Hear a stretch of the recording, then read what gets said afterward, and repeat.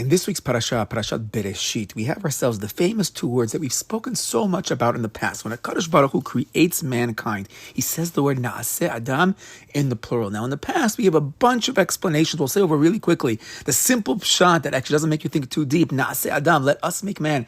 Maybe Hashem is using the royal we in the level of he's about to create something that's so awesome and so great, mankind. So now he's saying, let us make a man, because this is something very, very big. And then some of the Rishonim bring down sources of the way kings in the times of Tanakh, and also we know in the times of the Middle Ages, even till today, that we speak in the royal we when we're talking about something very important. It's also a certain level of humility to say, okay, let us make man, even though it's God that's doing it. Okay, that's the simple level of Naaseh Adam. Then we spoke about the other idea that Naaseh Adam is maybe God is speaking to creation. He's speaking to the Adamah. He's saying to the ground, you're going to give them the dust, you're going to give them the dirt, the physical goof, and I'm going to blow into them the neshama, and therefore we're going to have this joint physical, spiritual man. What is man? Man is made up of both of those. The Kabbalah takes it a step further, and God's actually speaking to all of creation. He's speaking to every bit of creation and saying, everybody put a bit of yourself inside. Lions, tigers, and bears, give them koach, give them the ability to wake up early in the morning. And then he says, cats, give them the ability of tzniut. And then Hashem says, I'll give them the neshama itself. So basically, all of nature now, as is created, all the spiritual and physical nature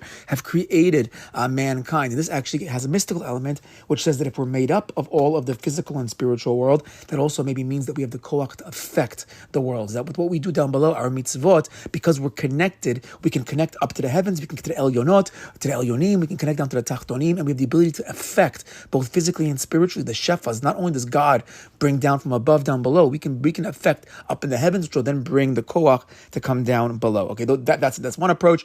Another approach, we bring down the famous Rashi approach about the humility, that God is speaking to the angels, and God's willing to risk us being thinking that God forbid there's polytheism, but of course there's no polytheism. God's the only one that exists. But as well, God's willing to risk that in order for us to learn and understand that Hashem wants to be humble and wants to speak to the malachim and get them involved as well. And that's a big level of leadership is to mitzvah everybody. And then we have the famous gra we said in the past that HaKadosh Baruch Hu is speaking to us. Naaseh Adam, Hashem says, I'll give you the neshama, I'll give you the goof even, but you decide what to do with your free will. It's really a message to ourselves. Okay, that's the stuff we said in the past.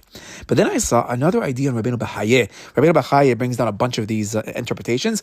And then in his last interpretation about derech hasecha, which is normally known as the more philosophical approach, which he actually, the Oz Bahadar, here are sources that this is coming from the Rambam and the More Nevuchim. So he says, what does Naaseh Adam refer to? It refers to the fact that HaKadosh Baruch Hu created a system where there's intermediaries along the way. Now, there's actually two ways to learn this. One way to learn this is we can learn it in the very physical sense, that Hashem created the laws of nature. Hashem created the world, and the malachim, the angels, are really the laws of nature that are running its course, because HaKadosh Baruch Hu created a world that kind of works on its own. Now, Hashem will come in, he's going to have hashgacha pratit, he's going to always hashgacha kalit, depending which approach of the Rishonim you go with, but Hashem is going to affect the world whenever Hashem feels like he has to affect the world. But on the simple level, Hashem created the laws of nature, and that's how things are going to run.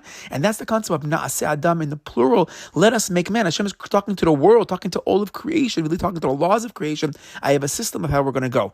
Now, Rabbeinu B'Chayeh actually learns it in a mystical kind of way, that Hashem is speaking to all the upper realms, all the upper worlds, all the upper angels, and saying, I'm going to appoint you guys to be involved every step of the way. Like we have ideas that when it comes to nevuah, when it comes to tefillah, the angels get involved, unless it's in Aramaic that only Hashem can understand, but they get involved every step of the way in doing that. And they have and while HaKadosh Baruch Hu gives them a certain koach, their koach ultimately comes from God. So really it's all still the oneness of God. We're not talking over here about other powers out there, but Hashem created a system of other powers, whether on the more natural, scientific way for those that like the science, or whether on the more mystical way for those that like the angels being involved. But that could also be the understanding of why is Naaseh Adam written in the plural, because Hashem created levels along the way to make this world run. Shabbat Shalom.